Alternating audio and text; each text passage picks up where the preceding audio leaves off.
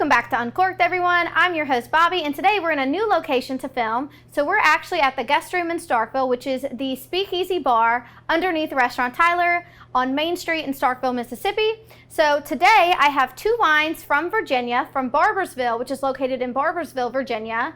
And we're going to talk about these. I love Virginia wine. It's one of my favorite wine regions in the United States to go to. I've been to Barboursville quite a few times.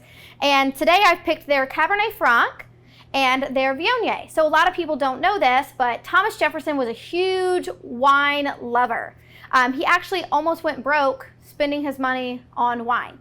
So one of the things that he wanted to do was make Virginia a wine country. And it didn't really work out too well at that time, but Barboursville has been planting vines and making wine since 1821, so for 7 generations. And in 1976, they started planting Vitis vinifera vines, which are home to Europe.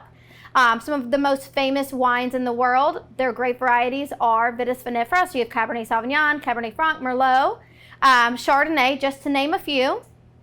So they started planting these vines in 1976. We call these international varieties because you can find them pretty much planted everywhere all over the world now.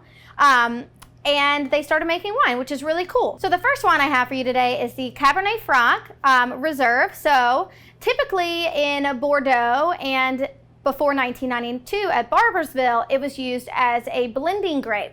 So a lot of people don't know this, but Cabernet Franc is actually the parent grape of quite a few very famous varieties. So it's the parent grape of Merlot, it's the parent grape of Carmenere, and it's also the parent grape of the world's most famous red wine, Cabernet Sauvignon. So Cabernet Franc and Sauvignon Blanc cross together to make Cabernet Sauvignon. So typically you would find these blended together in a wine, but Barboursville in 1992 had one of the best vintages they'd ever had of this variety, and they were like, we can't just blend this. We have to make it its own thing.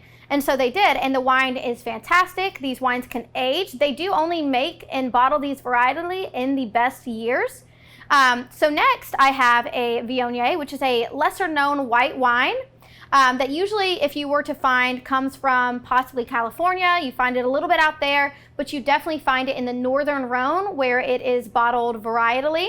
But they're making it in Virginia, and there's this saying in Virginia that Virginia is for lovers and Vioni because it's so popular out there now. But something they do differently here at Barboursville is they don't age it on oak. So typically when you age a white wine in oak, it's going to give it these very buttery aromas. That's due to a chemical compound diacetyl that happens during the fermentation in the oak. But instead, they do it in stainless steel, and they allow it to age on its lees or dead yeast cells, which they call surly aging, which gives it that nice creamy mouthfeel. So this wine's going to be have a little bit more acidity.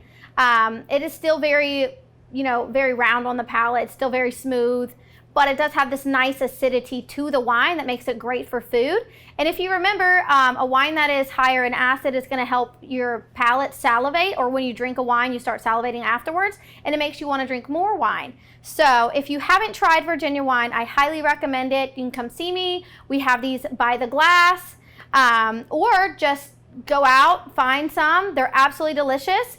But yeah, thank y'all so much for tuning in, and hopefully after this, you'll drink more Virginia wine. Cheers.